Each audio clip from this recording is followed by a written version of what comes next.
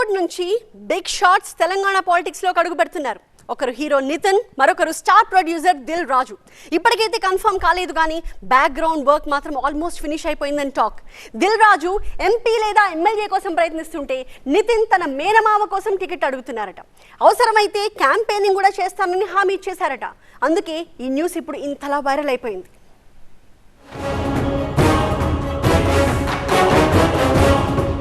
రాజకీయాల్లోకి సినీ దండు ఒకరు ఇద్దరు కాదు, మస్తు మంది. ఎలక్షన్ క్యాంపెయినింగ్ లో సినీ కలర్, పొలిటికల్ డైలాగ్స్ కు యాక్టర్స్ రెడీ. సినిమా రంగంలో ఎన్ని డబ్బులు సంపాదించినా, ఎంత పేరు ప్రఖ్యాతులు దక్కించుకున్నా ఇంకొక ఆశ మాత్రం మిగిలే ఉంటుంది. అదే రాజకీయ రంగం. అసెంబ్లీలోనూ పార్లమెంట్లోనూ అడుగుపెట్టాలనే కోరిక చాలా మందికి ఉంటుంది. కాకపోతే అందరికీ అవకాశాలు రావంతే. కానీ ఇప్పుడు ట్రెండ్ మారింది. ఒక పట్ల సినిమాల్లో ఎత్తుపల్లాలన్నీ చూసిన తర్వాత రాజకీయాల్లోకి రావడం లేదు. ఓ చేత్తో సినిమాలు చేస్తూనే మరో చేత్తో రాజకీయాల్ని నడుపుతున్నారు. సత్తు ఉన్నప్పుడే సత్తా చాటాలని ఉవ్విళ్ళూడుతున్నారు. తెలంగాణ పొలిటికల్ స్క్రీన్ పై ఈసారి కనిపించే సినీ తారల లిస్టు చెప్తే ఇండస్ట్రీ మొత్తం సినిమాలు వదిలేసి రాజకీయాల్లోకి కానీ వచ్చేస్తుందా ఏంటి అనేస్తారు. మరో నెలన్నరలో హీరో నితిన్ ఎలక్షన్ క్యాంపెయినింగ్ లో కనిపించబోతున్నారు. నిజానికి హీరో నితిన్ పొలిటికల్ ఎంట్రీ ఇస్తున్నారని ఆ మధ్య పెద్ద చర్చ జరిగింది. ఏకంగా కేంద్ర హోంమంత్రి అమిత్ షా నుంచే నితిన్ కు ఆహ్వానం అందడంతో రాజకీయ రంగ ప్రవేశం పక్కా అనుకున్నారంతా. పైగా రిలేటివ్స్ కూడా నితిన్ ను రాజకీయాల్లోకి రావాలని ఆహ్వానిస్తున్నారు. ఎందుకంటే ప్రస్తుతం కాంగ్రెస్ పార్టీ పిసిసి కార్యదర్శిగా ఉన్నది ఆయన మేనమామ Nagesh Reddy. Nizamabad market committee chairman గా నగేష్ రెడ్డి 10 ఏళ్ల పాటు పనిచేశారు. సీనియర్ నేత టి శ్రీనివాస్ మనిషిగా నగేష్ రెడ్డికి పేరుంది. టిఎస్ కాంగ్రెస్ పార్టీ నుంచి మారినప్పటికీ నగేష్ రెడ్డి మాత్రం కాంగ్రెస్ లోనే కొనసాగుతున్నారు. ఎలాగూ పొలిటికల్ టచ్ ఉన్న ఫ్యామిలీనే కావడంతో పాలిటిక్స్ లోకి రావాలనే సలహాలు గట్టిగానే వచ్చాయి నితిన్ కి. కాకపోతే నితిన్ కాస్త రూట్ మార్చి టికెట్ తనకు కాకుండా తన మేనమామ నగేష్ రెడ్డికి ఇవ్వాలని రిక్వెస్ట్ చేస్తున్నారు. టికెట్ల కోసం దరఖాస్తు చేసుకున్న వారిలో నగేష్ రెడ్డి కూడా ఉన్నారు. ఈయన నిజామాబాద్ రూరల్ టికెట్ ఆశిస్తున్నారు. నిజానికి నితిన్ మేనమామ కాంగ్రెస్ టికెట్ కోసం అప్లై చేసుకున్నారని తెలియగానే తెలుగు స్టేట్స్ లో పెద్ద డిస్కషన్ జరగాల్సింది. అప్లై చేసిన 2 నెలల తర్వాత ఇప్పుడు వార్తల్లోకి రావడానికి కారణం ఏంటి? దీనికి ఒక పెద్ద రీజనే ఉంది. తన మేనమామ నగేష్ రెడ్డి గనుక నిజామాబాద్ రూరల్ ఎమ్మెల్యే టికెట్ ఇస్తే ఎన్నికల ప్రచారానికి స్వయంగా తానే వస్తానని నితిన్ ఓ ప్రామిస్ చేసినట్టు తెలుస్తోంది. ఈ విషయం గాంధీ భవన్ నుంచి లీక్ అవడంతో నితిన్ కాంగ్రెస్ పార్టీకి పొలిటికల్ క్యాంపెయినింగ్ చేస్తారనే న్యూస్ మోతమోగిపోయింది. నిజామాబాద్ రూరల్ నియోజకవర్గం మోపాల్ మండలంలో నితిన్ కుటుంబం బంధువులకు మంచి పేరుంది. ఈ ఫ్యామిలీలోని కొంతమంది సినిమా ప్రొడక్షన్ లో, మరికొందరు రాజకీయాల్లో ఉన్నారు. అందుకే ఈసారి నగేష్ రెడ్డికి టికెట్ ఇవ్వాలని పట్టుబడుతున్నారు.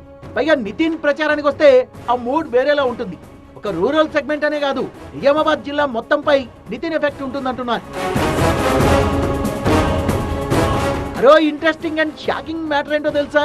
స్టార్ ప్రొడ్యూసర్ దిల్ రాజు కూడా ఈసారి ఎన్నికల బరిలో ఉండొచ్చు అంటున్నారు. అది కూడా తెలంగాణలో ఎక్కడో కాదు, నిజామాబాద్ లో. దట్టు నితిన్ మేనమామ అడుగుతున్న నిజామాబాద్ రూరల్లోనే దిల్ రాజు కూడా పోటీ చేయడానికి సిద్ధంగా ఉన్నారని టాక్. ప్రపంచం చాలా చిన్నదంటే ఇదేనేమో. నితిన్ నటించిన దిల్ సినిమాతోనే ప్రొడ్యూసర్ గా దిల్ రాజు ఫేట్ మారిపోయింది. ఇప్పుడు ఈ ఇద్దరు కూడా ఒకే నియోజకవర్గం కోసం, అందులోనూ కాంగ్రెస్ పార్టీ టికెట్ కోసం పోటీ పడుతుండడం ముమ్మాటికి విచిత్రమే. పొలిటికల్ ఎంట్రీ ఇవ్వాలనే ఆశ దిల్ రాజుకు ఎప్పటి నుంచో ఉంది. ఒక సందర్భంలో ఆయన విషయాన్ని బయటపెట్టారు.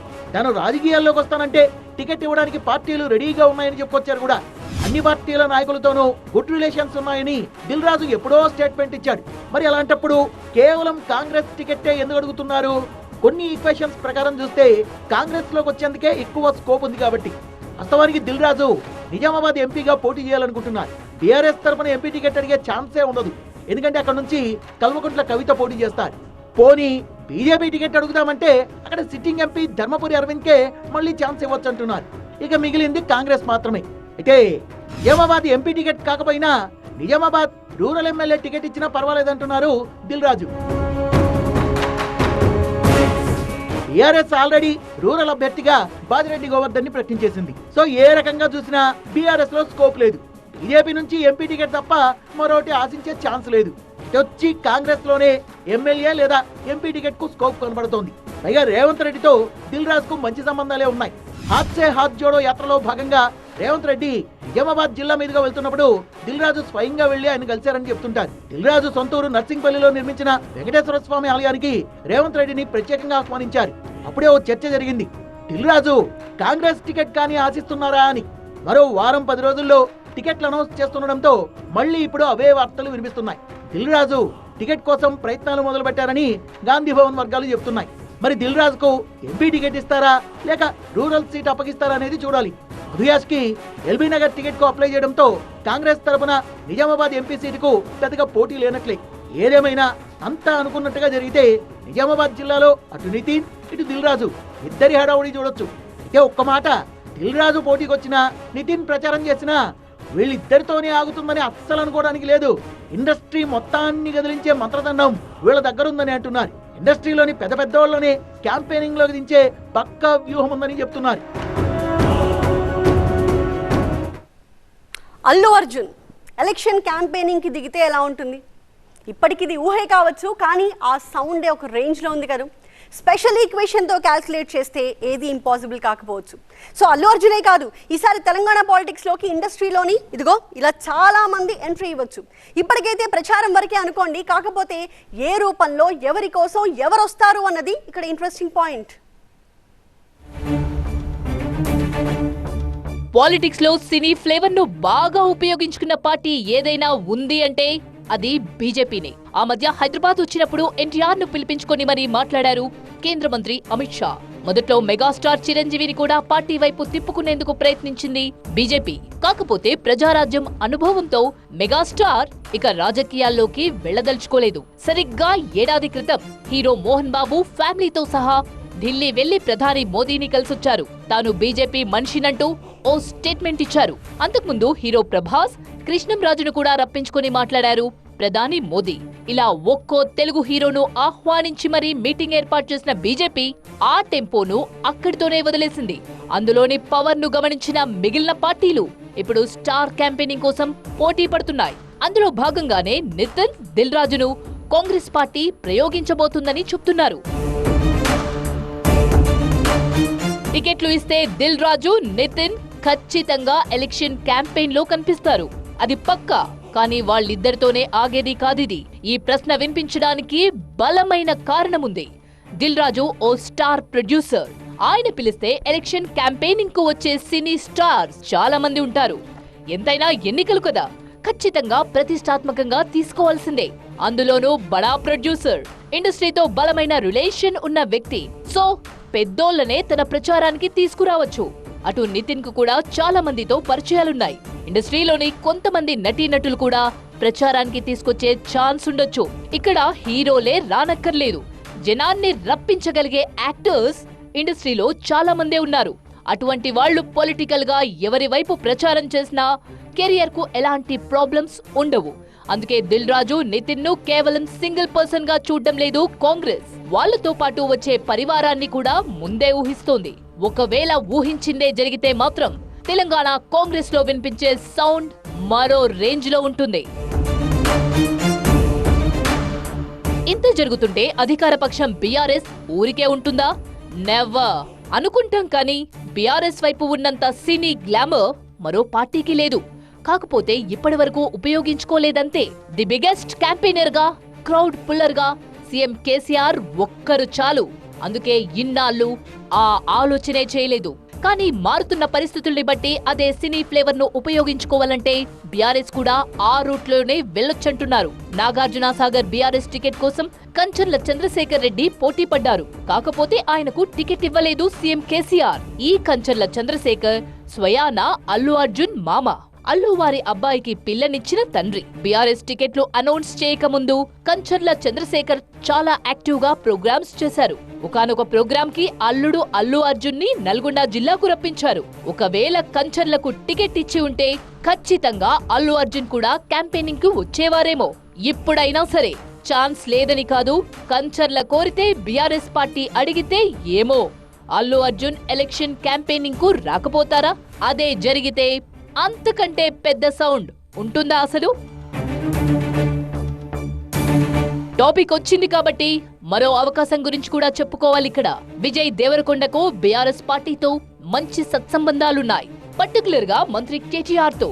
కరోనా సమయంలో దేవరకొండ చేసిన సహాయ కార్యక్రమాలకు నచ్చి ఓ రోజు స్వయంగా ఆయన ఇంటికే సర్ప్రైజింగ్ విజిట్ కు వెళ్లారు మంత్రి కేటీఆర్. ఈ ఇద్దరి మధ్య అంత మంచి రిలేషన్ ఉంది. తెలుగు రాష్ట్రాల్లోనే కాదు, నేషనల్ లెవెల్లో విజయ్ కి ఉన్న ఫాలోయింగ్ గురించి చెప్పే పనే లేదు. పైగా కేటీఆర్ తో ఫీల్ గుడ్ రిలేషన్స్ ఉన్నాయి. సో విజయ్ కి పిలుపు రావచ్చేమో, ఆయన కాదనలేకపోవచ్చేమో. కేటీఆర్ కు సినీ హీరోలతో, సినీ పెద్దలతో గట్టి సంబంధాలే ఉన్నాయి. సినీ ఇండస్ట్రీకి ఏదైనా సమస్య వచ్చినా, ఎవరికైనా సాయం కావాలన్నా అడిగేది కేటీఆర్ నే. అందుకే సినిమా ఫంక్షన్స్ కు కేటీఆర్ ను ముఖ్య అతిథిగా పిలుస్తుంటారు. మొన్నటికి మొన్న బలగం టీం కూడా కేటీఆర్ నే పిలిచింది. పైగా దర్శకుడు వేణు సిరిసిల్ల కుర్రాడు. పిలిస్తే బలగం టీం రాకుండా ఉంటుందా? ఒక్క బలగం టీం చాలు తెలంగాణలో జరిగే ఎన్నికల ప్రచారాన్ని బీఆర్ఎస్ వైపు షిఫ్ట్ చేయడానికి. ఇప్పటికైతే బీఆర్ఎస్ పార్టీ ఎలాంటి సినీ గ్లామర్ ను కోరుకోవడం లేదు. కానీ అవసరం అనుకుంటే మాత్రం ఎంతటి వారినైనా ప్రచారానికి తీసుకొచ్చే సత్తా ఉంది. ఒకవేళ కాంగ్రెస్ పార్టీలో స్టార్ క్యాంపెయినింగ్ జరిగితే బీఆర్ఎస్ ఖచ్చితంగా కామ్ గా ఉండకపోవచ్చు. మరి బీజేపీ పరిస్థితి ఏంటి? ఆ పార్టీకి ఎవరున్నారు స్టార్ క్యాంపెయినర్? ఈ రెండు పార్టీలు రెడీ చేసుకుంటుంటే బీజేపీ మాత్రం సైలెంట్ గా ఉంటుందా? ఆ పార్టీకి కూడా ప్లాన్స్ ఉన్నాయి. బీజేపీ పవన్ కళ్యాణ్ ని తెలంగాణ రాజకీయం కోసం ఉపయోగించుకుంటుందా? అదే జరిగితే ఎలక్షన్ క్యాంపెయినింగ్ లో బీజేపీదే అప్పర్ హ్యాండ్ అవుతుంది. మరి అలా జరుగుతుందా? ఈసారి బీఆర్ఎస్ కాంగ్రెస్ గనక సినీ గ్లామర్ పై డిపెండ్ అయితే ఏమో, బీజేపీ కూడా తన అమ్ముల పొదిలో ఉన్న సినీ గ్లామర్ ని బయటకు తీస్తుందేమో. పైగా ఎన్టీఆర్, ప్రభాస్ తో టచ్ లో ఉన్నారు. సో పాలిటిక్స్ డిమాండ్ చేస్తే ఏదైనా జరగచ్చు.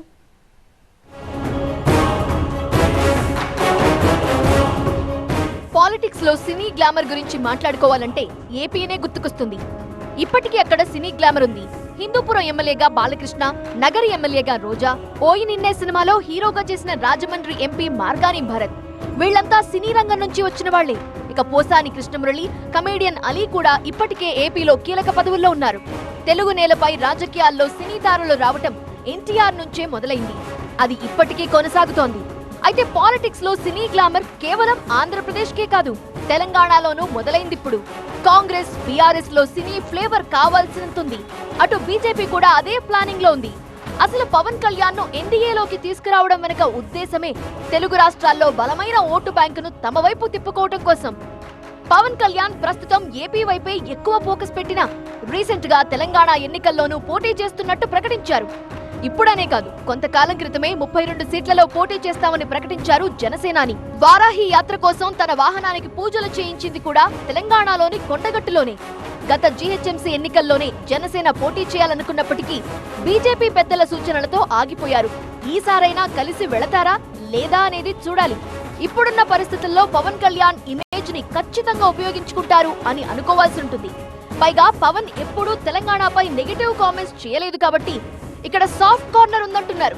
ఒకవేళ పవన్ కళ్యాణ్ గనక తెలంగాణ ఎన్నికల్లో ఉపయోగించుకుంటే అతిపెద్ద సౌండ్ వినిపించేది బీజేపీ నుంచే.